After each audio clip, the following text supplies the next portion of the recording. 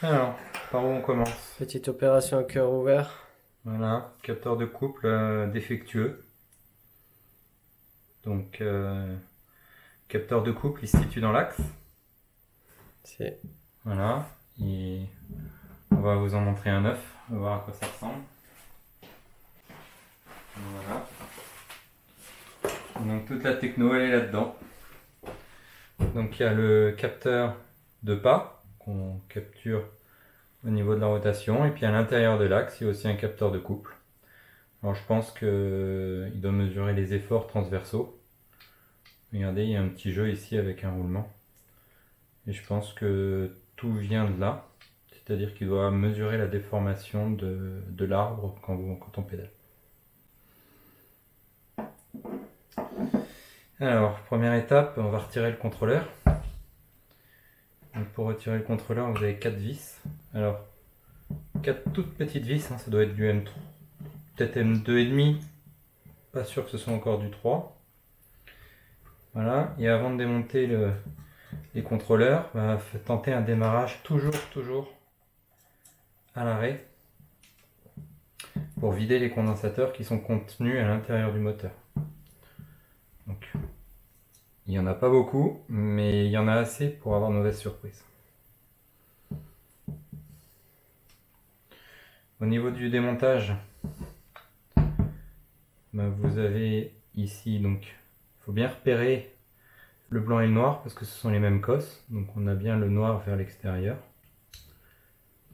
Voilà. On les enlève. On enlève l'alimentation principale. Avec le connecteur XT60.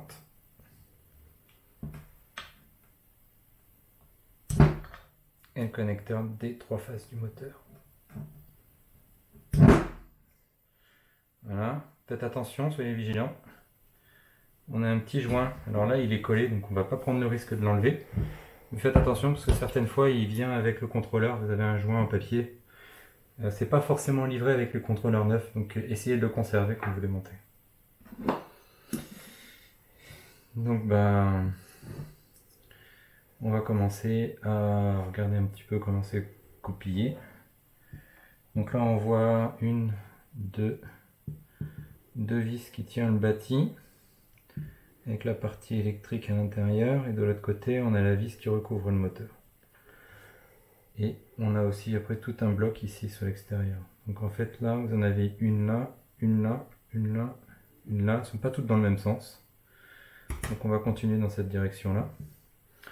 Alors on va essayer de mettre un petit papier dessous là pour pas esquinter le marquage Bafang. Voilà. Histoire de ne pas le poser à l'arrache sur la table. Et puis un go. Hein. On prend bien les bons outils.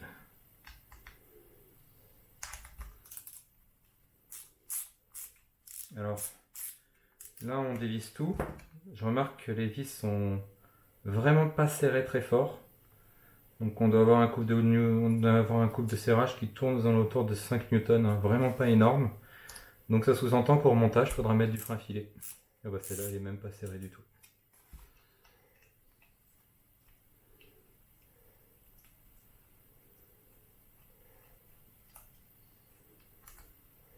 Voilà, ça c'est les deux du dessus.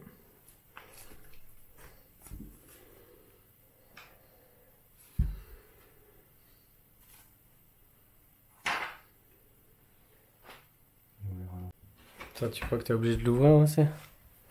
Pas pour le moment, c'est du torque ça. Ouais, c'est c'est du torque ça. ça. C'est pas tout du torx.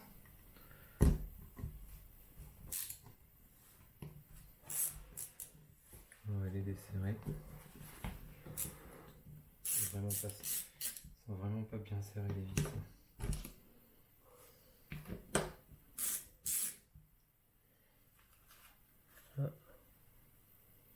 Je sais pas si celle-ci. Je sais pas si on va, Ouais. on va enlever d'abord celles qui sont desserrées.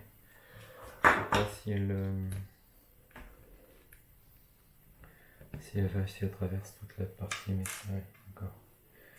Les vidéocontrôleurs.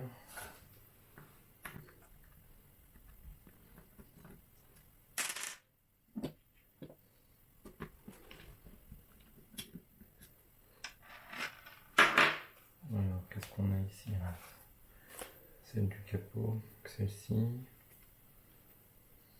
Ça, c'est l'axe. Donc, on a bien tout ouvert.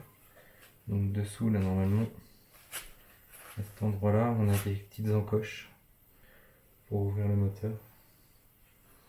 Alors, si on arrive à le faire sans taper dessus, ça serait génial. Mais bon, ça s'écarte quand on tire.